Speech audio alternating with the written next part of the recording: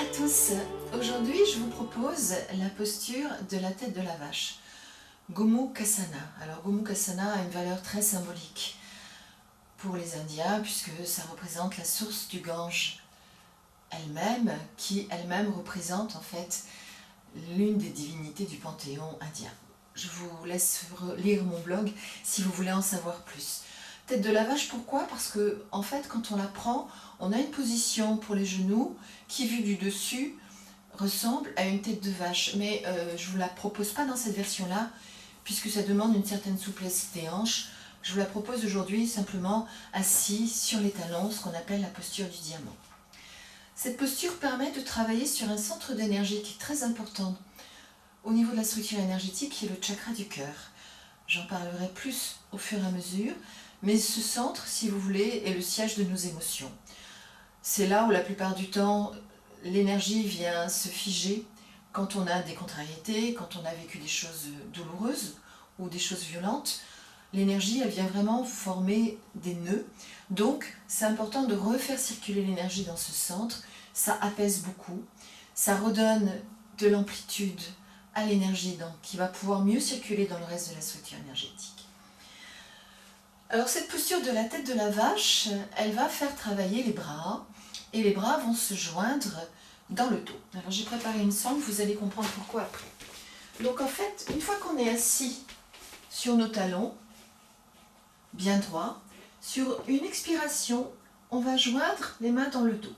Et on essaie d'aligner le coude avec le dos.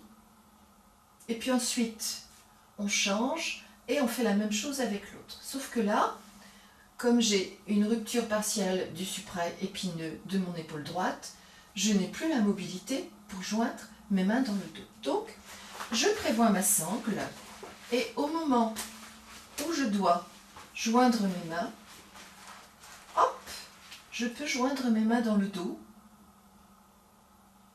Alors, dans ces cas-là, si vous êtes dans mon cas, avec une impossibilité, vous gardez votre sangle dans la main qui permet à l'autre de saisir et vous faites votre travail en dynamique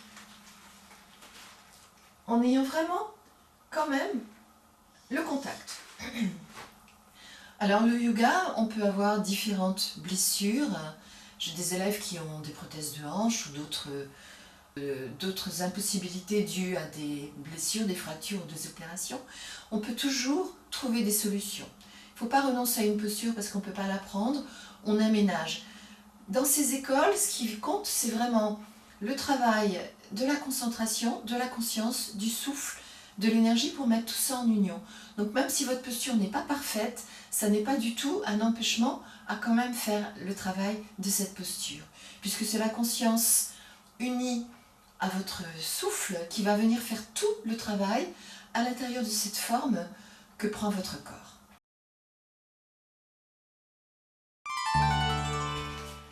Donc, je prépare moi ma sangle dans ma main gauche, puisque c'est là où j'aurai besoin d'aide.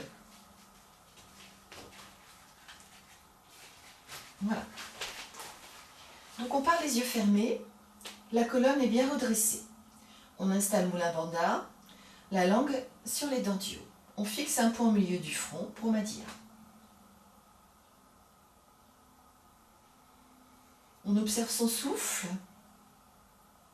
Et on observe l'espace du cœur, donc tout autour du cœur, mais bien au milieu de la poitrine, vous avez le chakra du cœur, Anahata Chakra. Vous allez expirer et vous allez joindre les mains au niveau du cœur. Là, vous inspirez, petite tenue de souffle, expirez, inversez le mouvement des bras. Inspirez. Redressez bien la colonne, petite tenue de souffle. Expirez, on change de côté. Inspirez. Sentez toute l'énergie au niveau du chakra du cœur. Expirez, changez de côté. Inspirez. Petite tenue de souffle, le regard bien immobile. Expirez, changez de côté. Inspirez, tenue du souffle. Expirez, changez de côté. Inspirez.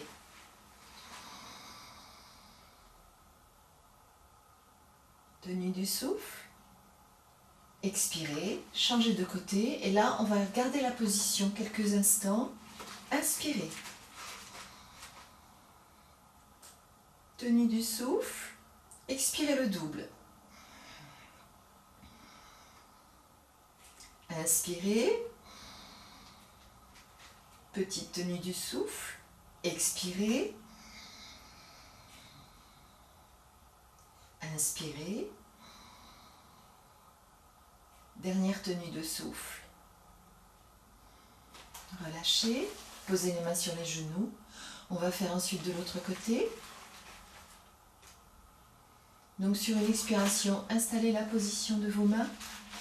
Mains jointes dans le dos ou grâce à la sangle. Inspirez. Petite tenue du souffle, colonne bien redressée. Expirez. Inspirez, sentez toute la zone du chakra du cœur. Le regard bien immobile, Mula Bandha, la langue immobile. Expirez. Inspirez. Dernière rétention. Tout qui se purifie. Expirez, relâchez. Posez vos mains sur les genoux. Gardez les yeux fermés.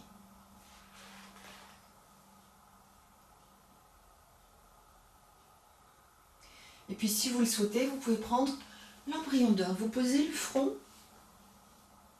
sur le sol et vous vous relâchez. Et là, vous observez.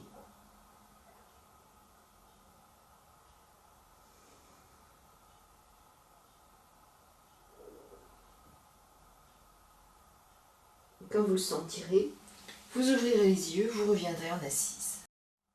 Si ça n'est pas fait, abonnez-vous, j'aurai ainsi le plaisir de vous retrouver bientôt.